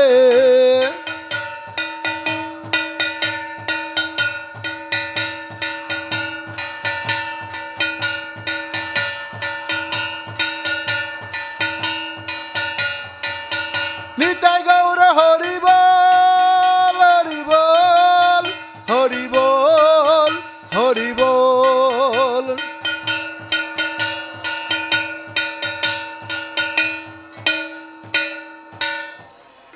এইভাবে গোবিন্দ আমার ছুটছেন, ভক্ত আমার আনন্দ করতে করতে যাচ্ছেন। প্রতিদিন 1 সের করে অন্নের ভোগ গোপাল খাচ্ছেন। ঠিক নিজ গ্রামে যে এসে গেল, ভক্ত আর ধৈর্য ধরে থাকতে পারল না, ছোট বিপ্র পিছনে তাকালো, গোপাল দাঁড়িয়ে গেল। বলছে, যাও, আমি আর যাব না, তুমি সকলকে ডেকে নিয়ে আসো। এবার ছোট বিপ্র গ্রামে ছুটে গেল, এই তোমরা কোথায় আছো? গোপাল এসেছে, গোপাল এসেছে, তোমরা আসো। কি গোপাল এসেছে? সবাই দৌড়ে গেল গোপালকে দেখার জন্য। সমস্ত লোক সময় একত্রিত হয়ে গেল। গোপাল এবার সাক্ষী দিল, ওহে বিপ্র, ওহে বড় বিপ্র, তোমার কন্যাটিকে এবার ছোট বিপ্রের হাতে তুলে দাও। গোপাল সাক্ষী দিল, বলিয়ে সাক্ষী গোপাল ভগবান কি, সাক্ষী গোপাল ভগবান কি। ব্রাহ্মণের সত্য প্রতিজ্ঞা কি, ব্রাহ্মণের ধর্ম রক্ষা হলো কি? আজকের ভাগবত কি? আমরাও ভগবানের কৃপায় ধন্য হব কি জয়। তখন এইভাবে মানুষ, সেই ব্রাহ্মণ বড় বিপ্র যেই গোপাল এসেছে ধুলাই গড়াগড়ি দিচ্ছে, ব্রাহ্মণের আনন্দ আর ধরে না। কেননা তিনি তার সত্য প্রতিজ্ঞা, তিনি তার প্রতিজ্ঞা এখন রাখতে পেরেছেন। তখন ব্রাহ্মণদ্বয়কে ভগবান বলল, গোপাল বলল, হে ব্রাহ্মণদ্বয়, তোমরা আমার কাছে বর চাও, আমার কাছে বর চাও। তখন ব্রাহ্মণদ্বয় বলল, প্রভু যদি বর দিতে হয় এই বর দাও, আজকে থেকে তুমি এই গ্রামেই থেকে যাও, তুমি আর কোথাও যাবে না। তখন ভগবান সেখানে ছিল, সেই রাজা গোপালের মন্দির প্রতিষ্ঠা করলো, আর সেই দুই ব্রাহ্মণ জামাই শ্বশুর মিলে গোপালের সেবা পূজা করতে লাগলো। ঠিক তখন কিছুদিন পর পুরীধামের রাজা পুরুষোত্তম দেব সেই গ্রামের রাজাকে পরাজিত করে সেই সিংহাসন দখল করল। এবং সেই পুরুষোত্তম দেব ছিল অত্যন্ত শুদ্ধ ভক্ত, জগন্নাথের প্রিয় ভক্ত। গোপালের কাছে প্রার্থনা করলো, হে গোপাল, হে গোবিন্দ প্রভু, তুমি যদি কৃপা করে আমার সঙ্গে পুরীতে যেতে, আমার বাঞ্ছা, আমি তোমাকে নিয়ে যাব। তখন গোপাল বলল, তথাস্তু। তখন তিনি জগন্নাথের পাশে রাখলে গোপাল আর জগন্নাথের মধ্যে প্রেম কলহ হয়ে গেল, দুই ভগবান এক জায়গায়। তখন তাকে এই আলাদা, বর্তমানে কটকে সেখানে সাক্ষী গোপাল নামে একটি স্টেশন বর্তমানে আছে। পুরীতে যাওয়ার সময় পরে সাক্ষী গোপাল স্টেশন, সেখানে তাকে প্রতিষ্ঠা করা হলো। এবার সেই পুরুষোত্তম দেবের রাজার যে স্ত্রী রানীমা গোপাল দর্শন করতে গেল। গোপাল দর্শন করে গোপালের সেই ভুবনমোহন রূপ দেখে রানীমার ইচ্ছা করলো, সেই রানীমায়ের নাকে একটি মুক্তা ছিল। রানীমায়ের নাকে একটি মুক্তা ছিল।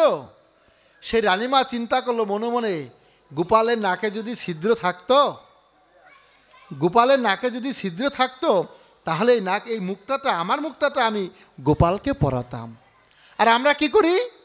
গোপালের বেলায় কিছুই জোটে না, যত নিজের বেলায় আমরা সব কিছু সংগ্রহ করি।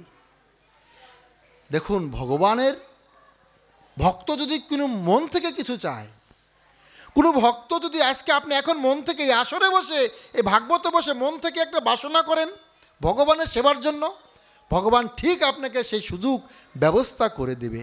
কিন্তু দুঃখের বিষয়, আমরা ভগবানের কাছে লিস্ট নিয়ে বসে আছি, এই লাগবে, সেই লাগবে, ওই লাগবে, কিন্তু ভগবানকে দেবার যে মানসিকতা, সেটা আমাদের নেই। শুধু চাইবো, নেব, দেব না, এই হচ্ছে আমাদের স্বভাব। আর রানীমার নিজের মুক্তাটা গোপালকে পরাবে বাসনা করেছে। রাত্রিবেলা গোপাল সেই রানীমাকে স্বপ্নে দেখালো, মা, আমি যখন ছোট ছিলাম আমার মা আমাকে নাক ছিদ্র করেছিল, সেই নাকের ছিদ্র এখনো আছে, তুমি যদি চাও, ও মা তুমি যদি চাও, ও মা তুমি যদি চাও, তোমার নাকের মুক্তাটা আমাকে পরাতে পারো। এই স্বপ্ন দেখে রানীমা আনন্দে আত্মহারা হয়ে পরের দিন সকালবেলা একেবারে ঢাক ঢোল নিয়ে মহোৎসব করলো, আর নিজের নাকের মুক্তাটি গোপালকে পরিয়ে দিল। নিত্যানন্দ প্রভুর মুখে এই সাক্ষী গোপালের এই কথা শুনে মহাপ্রভু আনন্দে আত্মার হয়ে গেছে।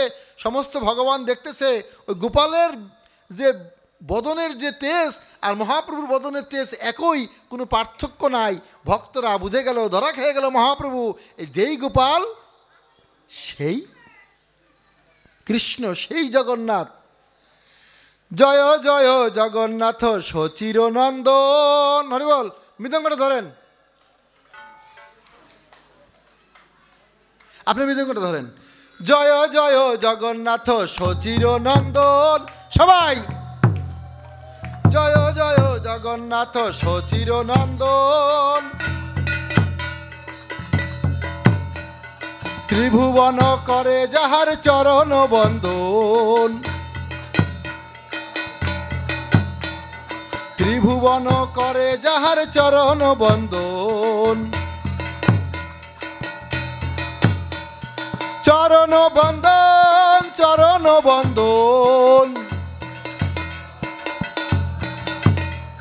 ত্রিভুবন করে যাহার চরণ বন্দন।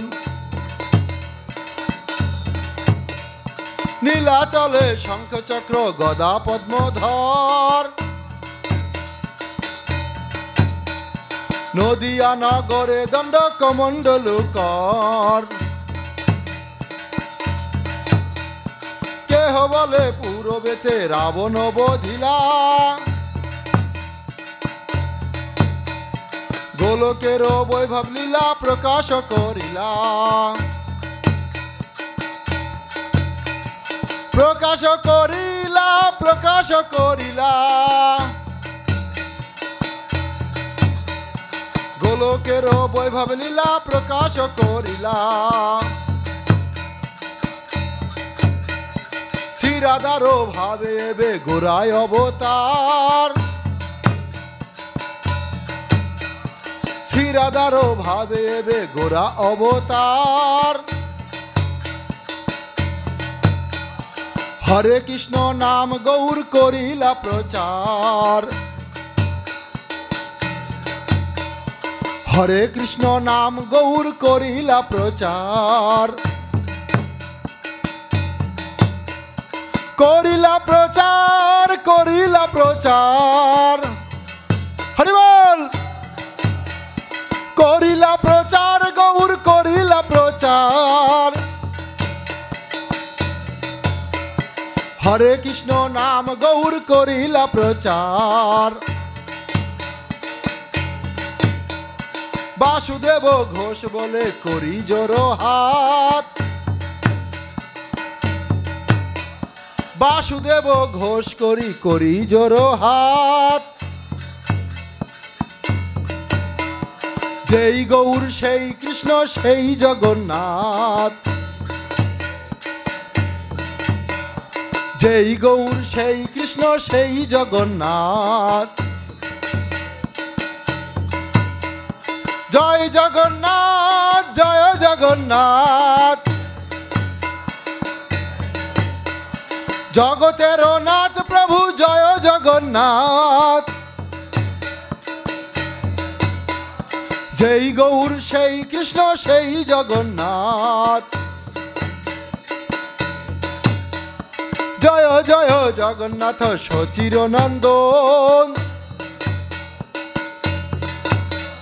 ত্রিভুবন করে যাহার চরণ বন্দন। ত্রিভুবন করে যাহার চরণ বন্দন। হরে কৃষ্ণ কৃষ্ণ কৃষ্ণ হরে হরে। হরে রাম রাম রাম হরে হরে। হরে কৃষ্ণ কৃষ্ণ কৃষ্ণ হরে হরে। হরে রাম রাম রাম রাম হরে হরে।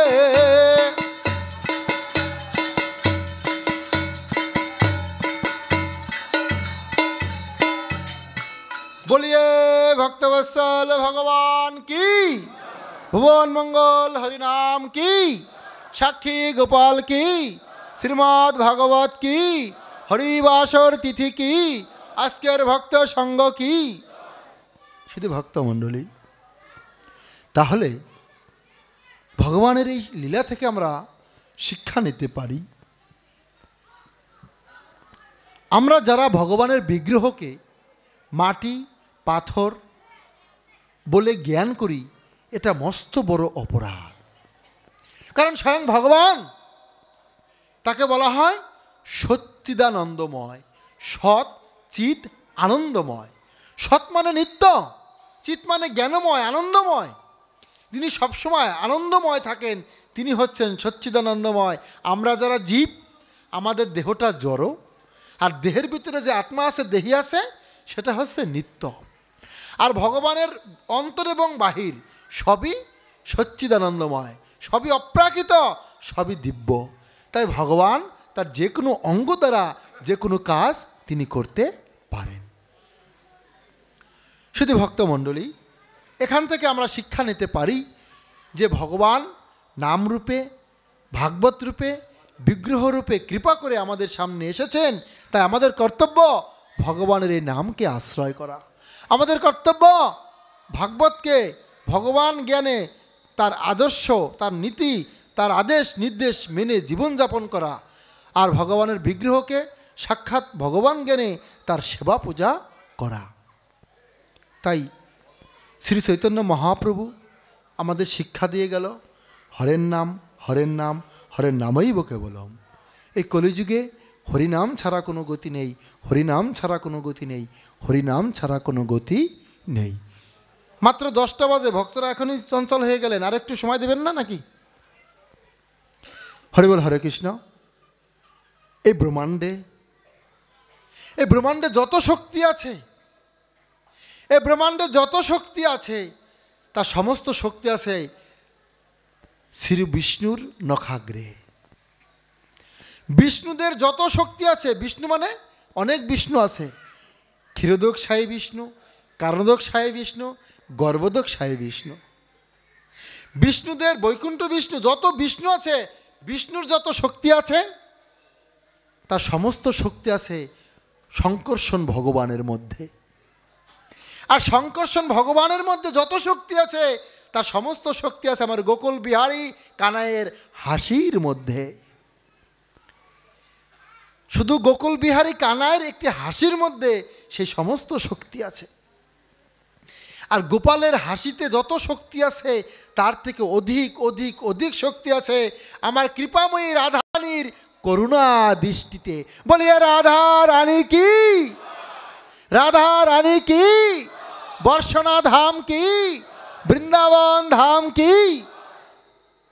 বলছে আমার রাধারানী করুণাময়ী, আমার রাধারানী সাক্ষাৎ করুণাময়ী গো। রাধারানী যদি কারো দিকে একবার কৃপা দৃষ্টিতে তাকিয়ে দেয় না, তার আর কিছু বাকি থাকে না।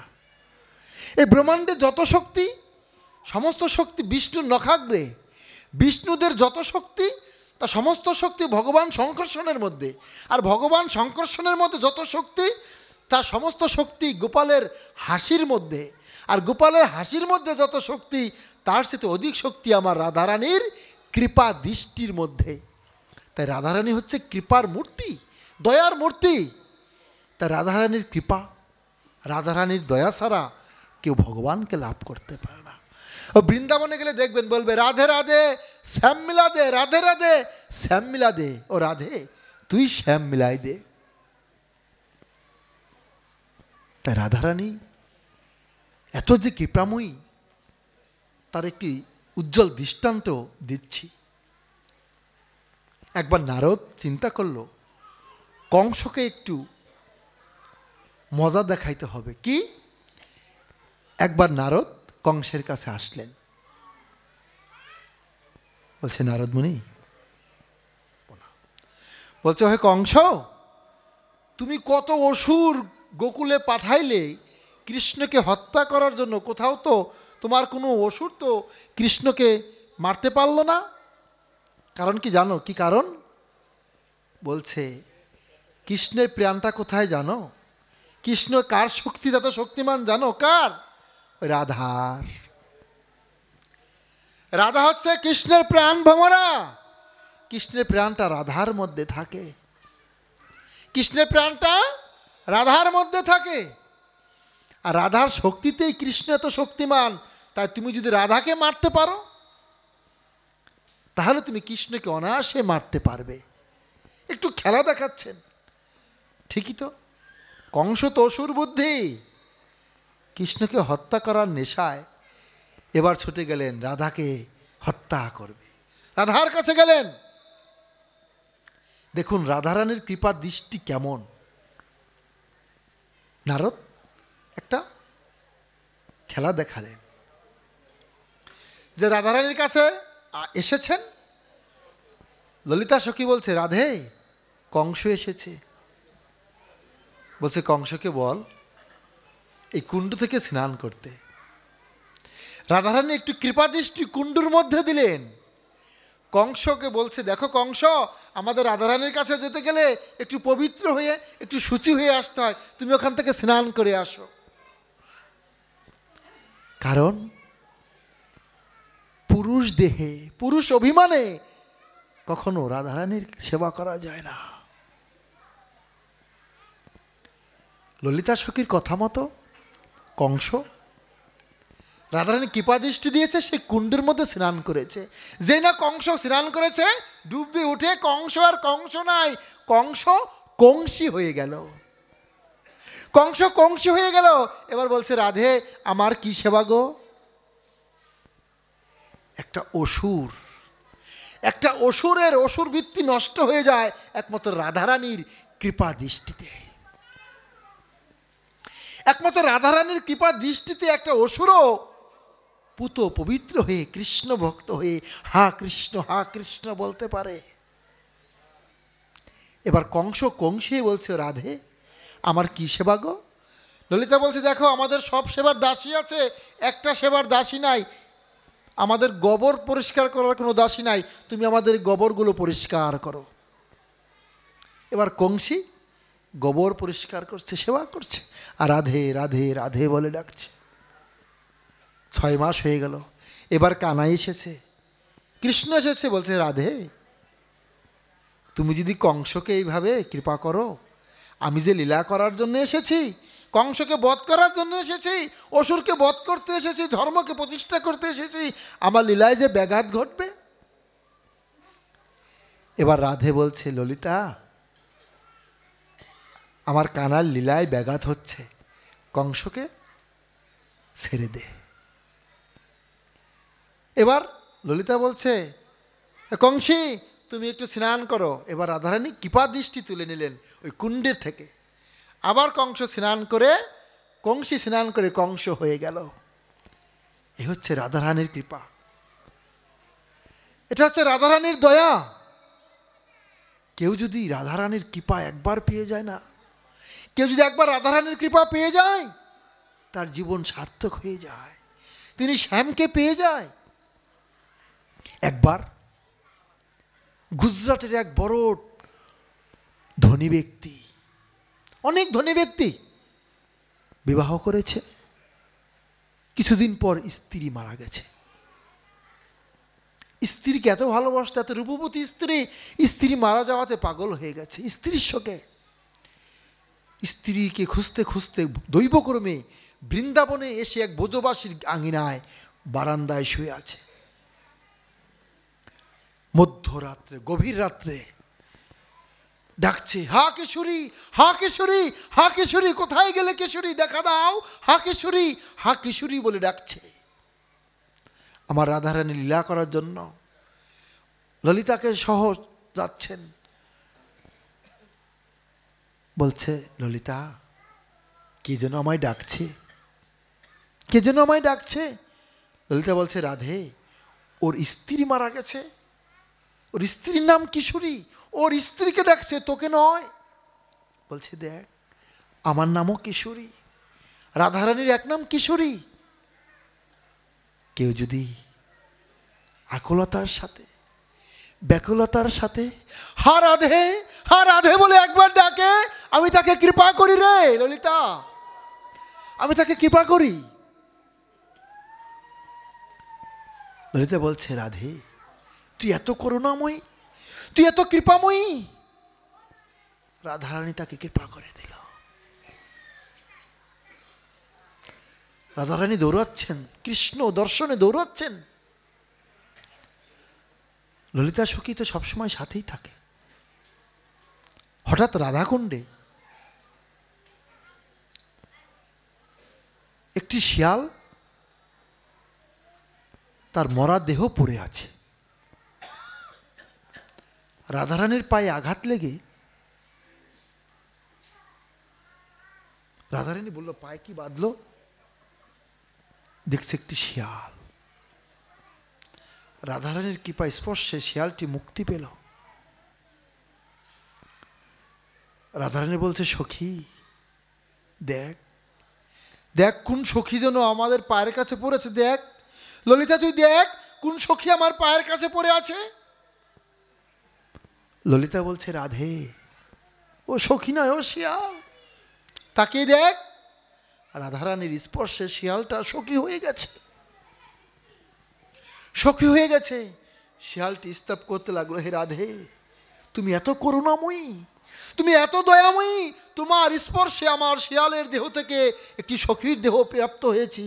তুমি কথা দাও, হে রাধে, কথা দাও, এখানে যে দেহ ত্যাগ করবে সে তোমার নিত্যধাম প্রাপ্ত হবে, তোমার নিত্যলীলায় তোমার দাসী হয়ে তোমার সেবা করতে পারবে, তুমি কথা দাও। তথাস্তু। সেই থেকে রাধাকুণ্ডে শিবাদেহ, রাধাকুণ্ডে যত সাধু সন্ত জন আছেন সকলকে ওখানে রাখা হয়। রাধাকুণ্ডে 7 দিন ছিলাম, ওখানেই ছিলাম। তাই ভাবলাম কত জন্মের সুকৃতির ফলে, কত জন্মের সুকৃতির ফলে একটা মানুষের ব্রজে বাস হয়, কত জন্মের সুকৃতির ফলে একটা মানুষের ব্রজে দেহ ত্যাগ হয়। কিছুদিন ধরে ভিসা পাচ্ছি না, রাধাকুণ্ডে যাওয়ার জন্য মনটা ছটফট করছে, গিরিরাজ পরিক্রমা করার জন্য মনটা ছটফট করছে। সেই ধুলি এখনো আছে, অঙ্গে মাখি। বাড়িতে বলা আছে, যদি বাংলাদেশে মৃত্যু হয়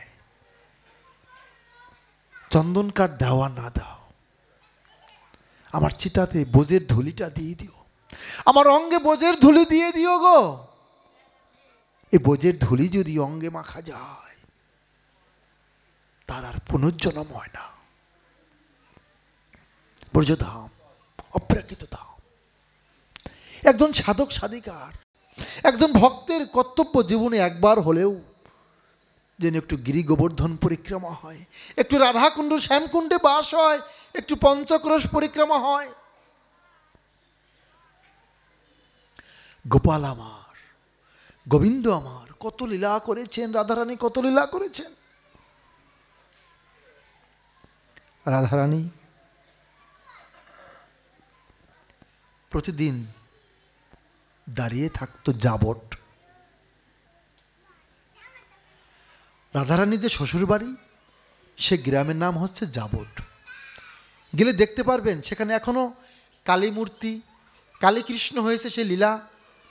রাধারানীর গৃহ দোতলায় ছোট্ট ছোট্ট সিঁড়ি, এখনো সমস্ত লীলাস্থলগুলি আছে। রাধারানী উঠানে দাঁড়িয়ে থাকত প্রতিদিন। কেন? প্রতিদিন কানাই আমার, গোবিন্দ আমার দ্বাদশ সখাদেরকে নিয়ে রঙ্গ করতে করতে গিরি গোবর্ধনে যেত গাভী চড়াতে। আমার রাধারানী জানতো এখন আমার কানাই, এখন আমার প্রাণ গোবিন্দ এই পথ দিয়ে যাবে। ঠিক রাধা কৃষ্ণ আমার যখন গোকুল পরিত্যাগ করে নন্দগ্রামে ছিল, ওই নন্দগ্রাম থেকে প্রতিদিন গোচারণ করার জন্য রাধারানীর বাড়ির সামনে দিয়ে যেত। আর রাধারানী সে যাবটে দাঁড়িয়ে, উঠানে দাঁড়িয়ে গোবিন্দকে দেখত। আমরা আগামীকাল নরোত্তম ঠাকুর মহাশয় সুন্দর একটি কীর্তন লিখেছে, এই বিষয়ে আমরা আলোচনা করব। রাধারানীর করুণার কথা, ব্রজধামের কথা এবং ভগবতের অনন্য কথা।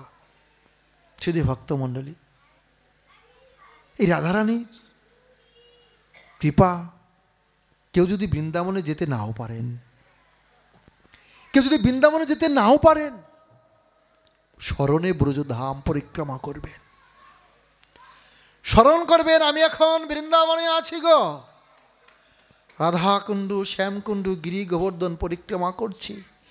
বর্ষণা গিয়েছি রাধারানীর বাড়িতে, ধুলাই গড়াগড়ি খাচ্ছি, হা রাধে হা রাধে বলে আমি ডাকছি। কেউ যদি আকুলতার সাথে, ব্যাকুলতার সাথে হা রাধে বলে একবার ডাকে, রাধারানী এত দয়াময়, এত করুণাময়ী। রাধারানী করুণাময়ীর প্রতীক। ওই যে বললাম, সমস্ত শক্তির ঊর্ধ্বে হচ্ছে রাধারানীর কৃপা দৃষ্টি। এই রাধারানীর কৃপা দৃষ্টি একবার যার হয়েছে তার জীবন ধন্য। তার জীবন ধন্য। এখন আমরা একটু রাধারানীর কীর্তন করব। রাধারানীর কীর্তন করে আজকের মতো হরিকথা বিশ্রাম। আগামীকাল সকাল সকালে আসবেন, কালকে শেষ রজনী। ভাগবতের কথা শ্রবণ করলেই জীবের মঙ্গল। রাধারানীর কৃপা হলেই জীবন সার্থক। সমস্ত মুনি ঋষিগণ সব একটাই আরাধনা, রাধে রাধে রাধে। জয় জয় শ্রী রাধে শ্যাম। একটু ভালো করে মৃদঙ্গটা বাজাতে হবে। আর আমরা কি করব? হাতে তালি দিয়ে একটু রাধারানীর নাম জপ করব, কীর্তন করব। কারণ রাধারানী করুণাময়ী। আকুলতার সাথে, ব্যাকুলতার সাথে যদি রাধারানীকে ডাকা যায় না, আর কিছু লাগে না।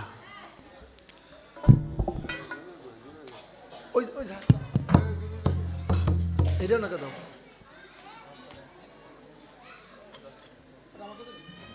রাধে রাধে রাধে,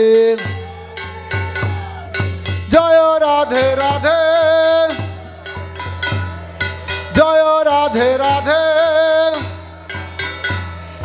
রাধে রাধে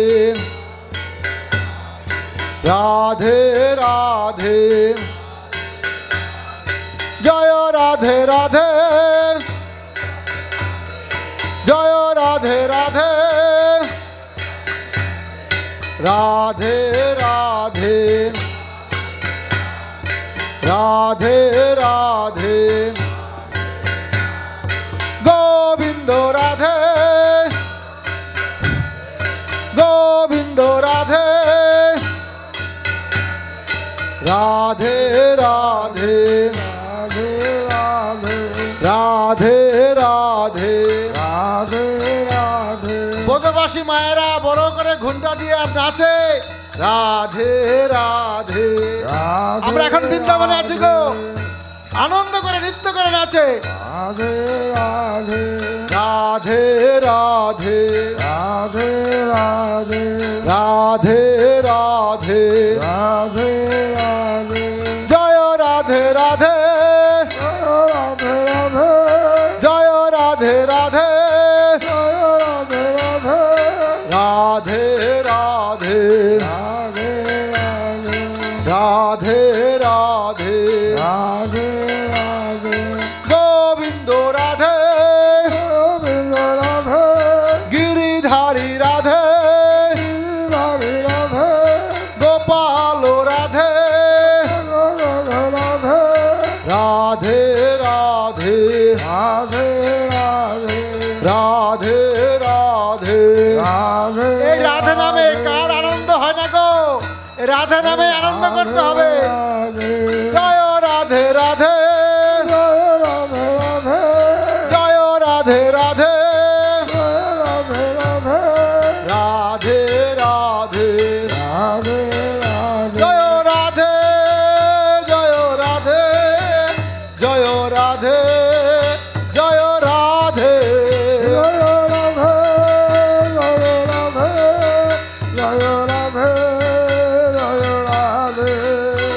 জয় রাধা রমন হরি বল, জয় জয় রাধা রমন হরি বল, জয় জয় রাধা রমন হরি বল, জয় জয় রাধা রমন হরি বল, জয় জয় রাধা রমন হরি বল, জয় জয় রাধা রমন হরি বল।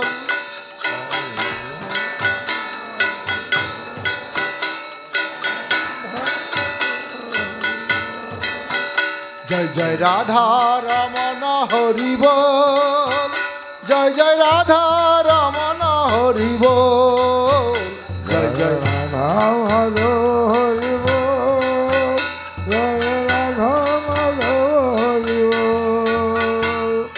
রাধা কুণ্ড শ্যাম কুণ্ড গিরি গোবর্ধন, রাধা কুণ্ড শ্যাম কুণ্ড গিরি গোবর্ধন, রাধা কুণ্ড শ্যাম কুণ্ড গিরি গোবর্ধন, রাধা কুণ্ড শ্যাম কুণ্ড গিরি গোবর্ধন। মধুর মধুর বংশী বাজে এই তো বৃন্দাবন মধুর মধুর বংশী বাজে এই তো বৃন্দাবন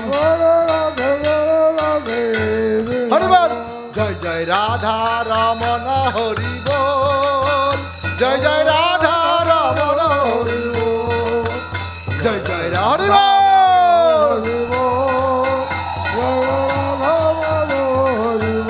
জয় রাধে জয় রাধে জয় রাধে জয় রাধে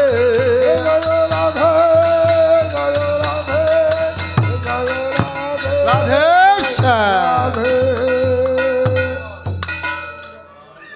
শ্রীমতী রাধারানী আমাদের করুণা করুক। শ্রীমতী রাধারানীর চরণে প্রার্থনা রেখে আজকে আমাদের এখানে হরিকথা বিশ্রাম দিচ্ছি।